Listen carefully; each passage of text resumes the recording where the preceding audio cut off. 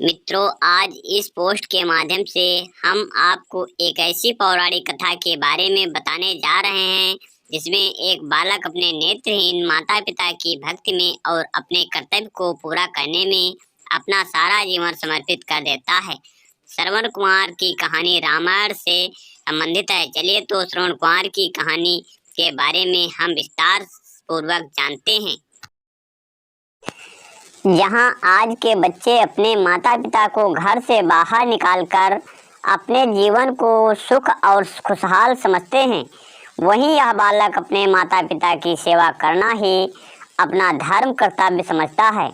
इस कथा के बारे में शायद ही कोई व्यक्ति ऐसा रहा होगा जिसने ना सुना हो, अन्यथा ऐसी कथाएं बहुत ही विरले ही सुनने को मिलती हैं। यह कथा माता और पिता के प्रति अतुलनीय सम्मान और प्रेम के बारे में विस्तार से वर्णन करती है। श्रवण कुमार ने अपना सारा जीवन अपने माता और पिता की सेवा में समर्पित कर दिया। उसने अपने माता पिता की सेवा से बढ़कर कोई भी धर्म नहीं समझता। उसने अंत समय तक भी अपने माता पिता की सेवा की, इसलिए वह आज अमर है। उसका नाम हर व्यक्ति के मुख पर है। श्रवण कुमार का वर्णन वाल्मीकि रामायण में के 64वें अध्याय में मिलता है। श्रवण कुमार की कहानी। श्रवण कुमार के पिता का नाम शांतनु था। शांतनु एक साधु थे तथा उनकी माता का नाम ज्ञानवती था। श्रवण कुमार के माता पिता नेत्रहीन थे। उन्होंने अपने पुत्र श्रवण का पालन पोषण बड़े ही कष्टों के साथ किया था, इसलिए अपने माता पिता के प्रति श्रवण के मन में अथाह प्रेम और श्रद्धा थी। श्रवण कुमार बाल्यावस्था में ही अपने माता पिता के कार्यों में हाथ बटाने लगा और जब वह बड़ा हुआ तो घर का सारा काम करने लगा था। जैसे नदी से पानी भरकर लाना, जंगल से लकड़ी चुनकर लाना, भोजन तैयार करना, घर के समस्त कार्य करता था। अपने माता पिता की सेवा में वह पूरी तरह लग गया था। वह अपने जीवन का सारा समय अपने माता पिता की सेवा में ही लगा देना चाहता था।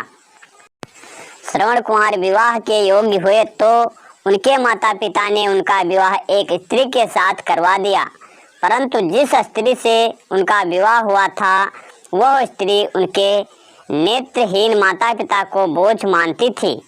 उनके माता पिता को बहुत कष्ट देती थी, परंतु श्रवण कुमार के सामने वह उनसे अच्छा व्यवहार करती थी, उनकी अच्छे से देखभाल करने लगती थी, लेकिन पीठ पीछे वह बहुत बुराई करती थी। जब इस बात की भनक श्रवण कुमार को लगी तो उन्होंने अपनी पत्नी को बहुत ही डांटा, जिसके कारण उनकी पत्नी रुष्ट हो गई और वह अपने पिता के घर चली गई। वह कभी लौटकर नहीं आई। पत्नी के जाने के बाद श्रवण ने अपने माता पिता की सेवा को ही अपना धर्म समझा, उनके दुख को ही अपना दुख समझा, उनके दर्द को अपना दर्द समझने लगा था। उसने अपने माता पिता को कभी दुख नहीं पहुंचने दिया। समय के साथ श्रवण कुमार बड़ा होता गया और उसके माता पिता वृद्ध होते हैं। उनके माता पिता की अंतिम इच्छा थी कि वह पूर्व तीर्थ यात्रा पर जाए। उन्होंने अपनी इच्छा अपने पुत्र श्रवण कुमार को बताइए। तब श्रवण कुमार उनकी इच्छा पूर्ति के लिए तैयार हो गए और जाने के लिए तैयारियां करने लगे। श्रवण कुमार ने अपने माता पिता को 2 टोकरियों में बैठा लिया और अपने कंधे पर कांवर बनाकर उठाकर चल दिए। श्रवण कुमार अपने माता पिता को काशी, गया, प्रयागराज ऐसे कई तीर्थ स्थलों पर लेकर गए। तीर्थ स्थलों का वर्णन करके अपने माता पिता को सुनाते थे। इस प्रकार उनके माता पिता उनके नैनों से तीर्थ स्थलों का दर्शन करते रहे हैं। श्रवण कुमार जंगलों के रास्ते से गुजरते हुए जा रहे थे। तभी संध्या हो जाती है और शाम के समय उनके माता पिता को बहुत तेज प्यास लगती है।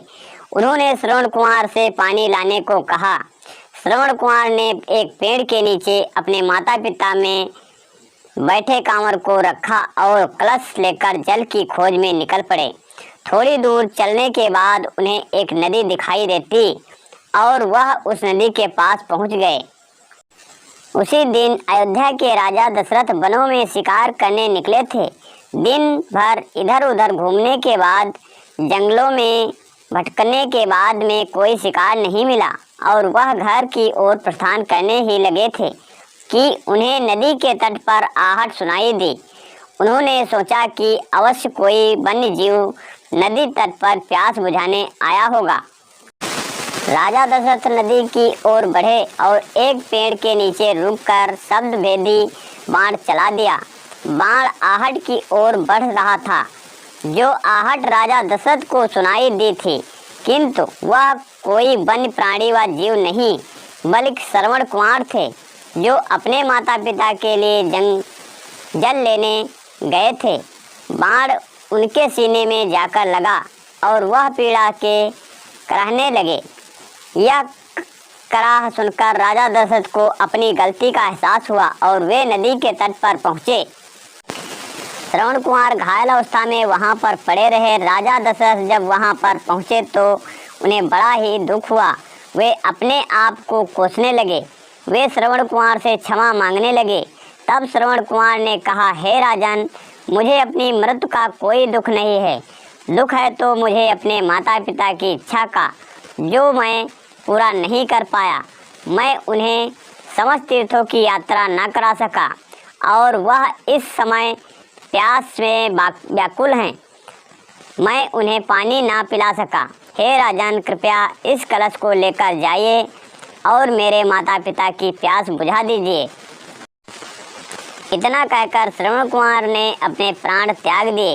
जाने अनजाने में स्वयं से हुए अपराध से दुखी व व्याकुल राजा दशरथ श्रवण के माता पिता के पास किसी तरह से पहुँचे। श्रवण कुमार के माता पिता देख तो नहीं सकते थे, लेकिन वह चरणों की आहट सुनकर जान जाते थे कि उनका पुत्र श्रवण कुमार है, लेकिन इस बार श्रवण कुमार नहीं है। पिता द्वारा पूछने पर राजा दशरथ ने पूरा वृतांत सुना दिया। अपने पुत्र की मृत्यु का समाचार सुनकर माता पिता जोर जोर से विलाप करने लगे और उन्होंने राजा दशरथ को श्राप दिया कि तुम भी पुत्र वियोग भोगोगे और तड़प तड़प के अपने प्राण त्याग दोगे। इसी श्राप के कारण राजा दशरथ के बड़े पुत्र मर्यादा पुरुषोत्तम राम को 14 वर्ष का वनवास काटना पड़ा और राजा दशरथ अपने पुत्र वियोग में तड़पते हुए अपने प्राण त्याग दिए थे। उम्मीद करते हैं कि आपको यह श्रवण कुमार की कहानी पसंद आई होगी। इसे आगे शेयर ज़रूर करें। आपको यह कहानी कैसी लगी हमें कमेंट बॉक्स में ज़रूर बताइए और ऐसी कहानी पाने के लिए इस चैनल को सब्सक्राइब करके नोटिफिकेशन बेल को ज़रूर दबाएं।